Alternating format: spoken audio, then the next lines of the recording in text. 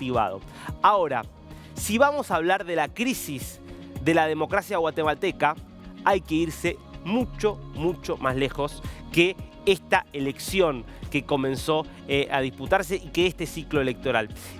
Y hay un personaje que es central en esta trama, que es Jordán Rodas, que era procurador de los derechos humanos, era una persona que se dedicaba a investigar al poder y que en medio de un hostigamiento y una serie de presiones y amenazas sin precedentes se vio obligado a dejar el país. Un antes y un después en el proceso de deterioro y degradación de la democracia guatemalteca. Por eso es tan importante esta nota que vamos a hacer ahora justamente con él. Jordán, ¿cómo le va? Lo saluda acá Darío Misraji. Hola Darío, mucho gusto. Para mí es un honor estar con esta gran audiencia y para servirles sobre la grave situación que estamos pasando por Guatemala. Yo quiero, obviamente, que hablemos de la situación electoral, de lo que está pasando, de esta visita de la OEA, pero antes, a modo de presentación, me parece importante que usted cuente, Jordán, para nuestra audiencia, cómo fue el proceso a través del cual usted se vio obligado a dejar el país. Usted fue echado, podríamos decir, de su cargo y del país.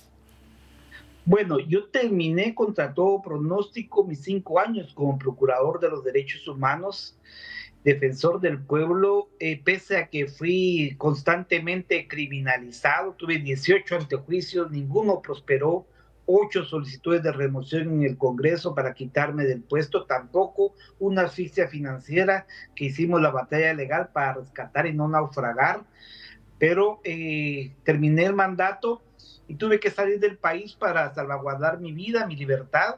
Yo había sido testigo como otros articuladores, de operadores de justicia, como Juan Francisco Sandoval, de la Fiscalía Especial contra la Impunidad de la FESI, que había trabajado con la Comisión Internacional contra la Impunidad CICIG de las Naciones Unidas en Guatemala, que dirigía Iván Velázquez, hoy ministro de Defensa de Petro, habían hecho un trabajo importante, tuvo que acompañar a la frontera a El Salvador para que saliera, gracias al embajador sueco, también Erika Ifán, campeona contra la corrupción, una jueza impecable, el juez Miguel Ángel Gálvez y decenas de operadores de justicia. Yo veía que el gobierno se iba a ir con todo contra mi persona y efectivamente así se fue.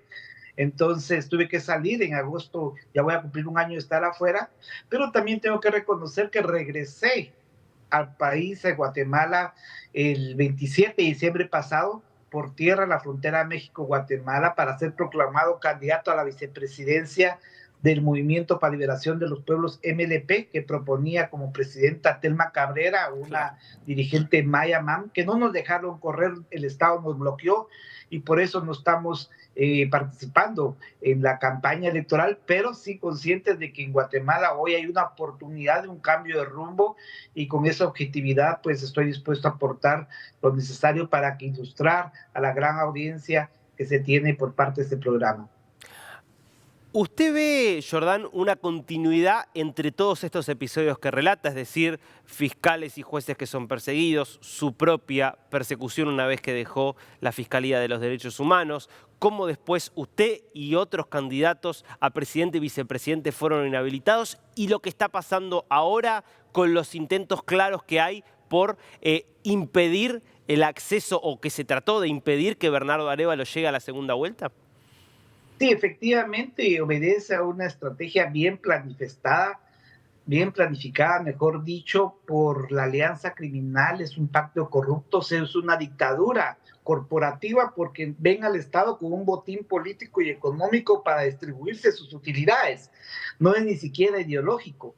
El tema es aquí mantener el status quo y por eso les preocupa.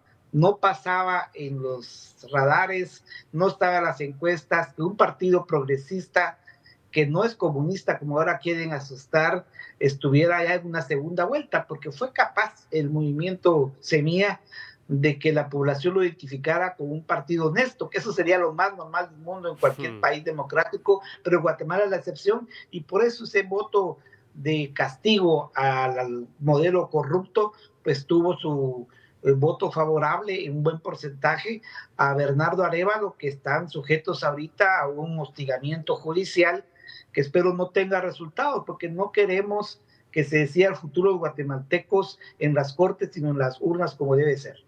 Jordán, cuéntenos algo, porque usted decía, claro, es como una dictadura corporativa que no permite que nadie dispute el poder.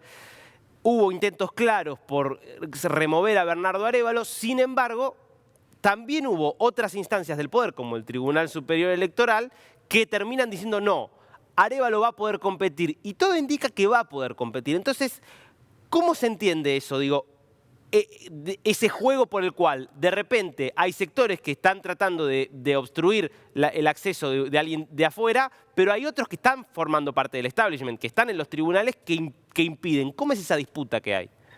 Bueno, porque hay ya una división entre el pacto corrupto. El Tribunal Supremo Electoral precisamente ha sido arbitrario. Ha habido mucho dinero, yo no tengo pruebas, pero no tengo la menor duda que para sacarnos a nosotros de la contienda corrió mucho dinero, pero ahora se dieron cuenta también que su futuro profesional está en juego.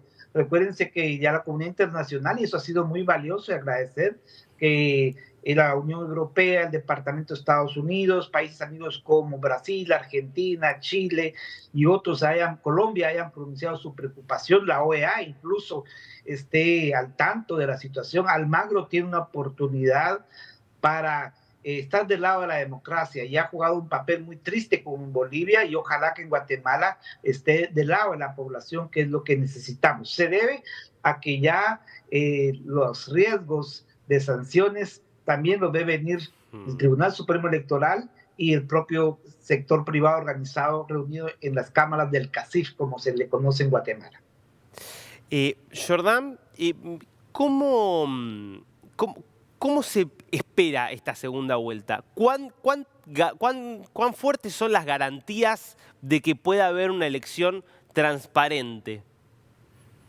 Hay alto riesgo que no sea así. Por eso es muy valioso que la Unión Europea esté ahí supervisando la segunda vuelta, que la OEA también, y que la prensa internacional no nos quite los reflectores, porque un continente con tantas contingencias es difícil. Hoy, afortunadamente, dentro de lo malo, pues es importante que, por ejemplo, ustedes nos den la importancia como país, porque estamos en una posición geopolítica importante. Somos la frontera de Centroamérica con el Tratado de Libre Comercio más grande del mundo, México, Estados Unidos y Canadá, y también hay que estar conscientes de que toda esta problemática democrática de Estado de Derecho, de que no hay una independencia judicial, se agudiza con la gran desigualdad, con el racismo, con el machismo, con la corrupción que provoca migración también. Y migrar no es un delito, migrar es un derecho humano, y por eso es importante que se lleve a cabo la elección